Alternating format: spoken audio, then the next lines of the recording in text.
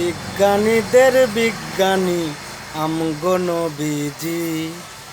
বিজ্ঞানীদের বিজ্ঞানী আমগো নবীজি।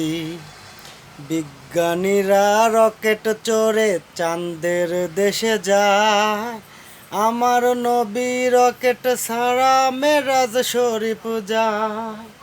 বিজ্ঞানীরা রকেট চড়ে চাঁদের দেশে যায়, আমার নবী রকেট ছাড়া মেরাজ শরীফ যায়।